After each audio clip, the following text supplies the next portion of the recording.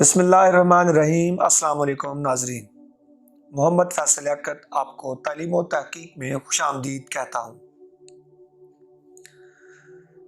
ناظرین، کائنات انسانی کے پاس جس وقت سے اپنی تاریخ کا ذخیرہ موجود ہے، وہ اس حقیقت سے بخوبی آشنا ہے کہ دنیا کی جس قوم نے بھی خدا کے پیغام حق کے ساتھ استہزاء کا معاملہ کیا اور خدا کے پیغمبروں اور ہادیوں کے ساتھ سرکشی اور شرارت کو جائز رکھا، ان کی زبردست طاقت و شوکت اور عظیم الشان تمدن کے باوجود قدرت کے ہاتھوں نے ہلاک و برباد کر کے ان کا نام و نشان تک مٹا دیا، اور آسمانی یا زمینی عبرتناک عذاب نے صفائے عالم سے ان کو حرف غلط کی طرح محو کر دیا۔ ناظرین، آج کی ہماری نشست کا جو موضوع سخن ہے وہ ہے اصحاب الرس۔ ناظرین، لغت میں رس کے معنی پرانے کنویں کے ہیں، اس لیے اصحاب الرس کے معنی ہوئے کنویں والے۔ قرآن عزیز نے اس نسبت کے ساتھ ایک قوم کی نافرمانی اور سرکشی کی پاداش میں اس کی ہلاکت و بربادی کا ذکر کیا ہے۔ قرآن عزیز نے سورہ فرقان اور کاف میں ان کا ذکر کیا ہے۔ سورہ فرقان میں اس کا ذکر کچھ یوں ہے، جس کا ترجمہ کچھ یوں ہے: اور عاد، سمود اور اصحاب الرس کو اور ان کے درمیانی زمانہ کی بہت سی قوموں کو ہم نے ہلاک کر دیا، اور ہم نے ہر ایک کے واسطے مثالیں بیان کی، اور ہم نے ان سب کو ہلاک کر دیا۔ ناظرین، اسی طرح سورہ کاف میں ان کا ذکر کیا گیا ہے، جس کا ترجمہ کچھ یوں ہے: ان سے پہلے بھی نوح کی قوم نے اور کنویں والوں نے اور سمود، عاد، فرعون، برادران لوط، اصحاب ایکا اور تبا کی قوم سے ہر ایک نے رسولوں کو جھٹلایا، پس ان پر عذاب نازل ہوا۔ ناظرین، واقعہ کی تفصیل کچھ یوں ہے کہ علماء مفسرین میں سے ابو بکر عمر بن حسن نقاش اور سہیلی کہتے ہیں کہ اصحاب الرس کی آبادی میں ایک بہت بڑا کنواں تھا، جس کے پانی سے وہ پینے اور کھیتی سراب کرنے دونوں کا کام لیتے تھے۔ اس بستی کا بادشاہ بہت عادل تھا اور لوگ اس سے بے حد محبت کرتے تھے۔ اس کا جب انتقال ہو گیا تو اہل شہر اس کی موت سے بہت غمگین ہوئے،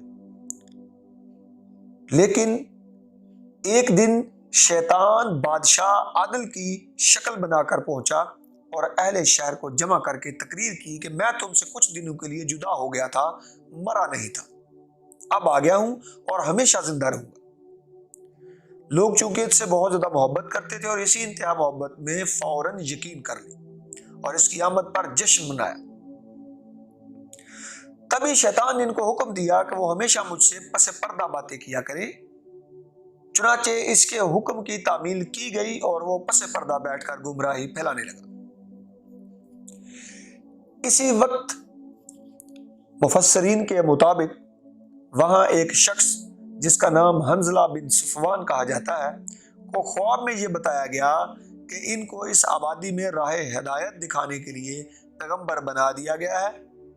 لہذا صفوان نے ان کے پاس جا کر توحید کی تعلیم اور شرک سے اجتناب کی تلقین کی، اور یہ بھی بتایا کہ یہ شیطان ہے، یہ تمہارا بادشاہ نہیں ہے، بلکہ یہ تو پس پردہ تم کو گمراہ کر رہا ہے۔ اب لوگوں کو یہ بات سخت ناگوار گزری اور قبول حق کی بجائے پیغمبر خدا پر حملہ کر کے ان کو قتل کر دی۔ ناظرین، مفسرین کہتے ہیں کسی پاداش میں ان کو خدا کے عذاب نے تباہ و برباد کر دیا۔ وہ بستی جس میں چہل پہل تھی اور باغات اور نہروں سے جنگل میں منگل تھا، وہی بستی جل بن کر چٹیل میدان بن گئی، جس میں کتوں، بھیڑیوں اور شیروں کے مسکن کے سوا کچھ باقی نہ رہا۔ ناظرین، اسی طرح مصر کے ایک مشہور عالم معاصر فرج اللہ زکی قرطبی کہتے ہیں کہ لفظ رس اس کی تخفیف ہے، اور یہ اس مشہور شہر کا نام ہے جو قفقاز کے علاقہ میں واقع ہے۔ قفقاز آذربائیجان میں موجود ہے۔ اس وادی عرس میں اللہ تعالیٰ نے ایک نبی کو مبعوث فرمایا جس کا نام ابراہیم زردشت تھا۔ انہوں نے اپنی قوم کو دین حق کی دعوت دی، مگر قوم نے انکار کیا اور ان کی دعوت و ارشاد کے مقابلہ میں اور زیادہ سرکشی اور بغاوت اختیار کر لی۔ چنانچہ قوم نے اس کی سزا پائی اور ہلاک کر دی گئی۔ اس کے بعد اسی پیغمبر کا دعوت تبلیغ جو ہے وہ قفقاز سے بڑھ کر ایران تک وسیع ہو گیا، اور آج بھی زردشت کا صحیفہ بے شک محرف ہو چکا ہے،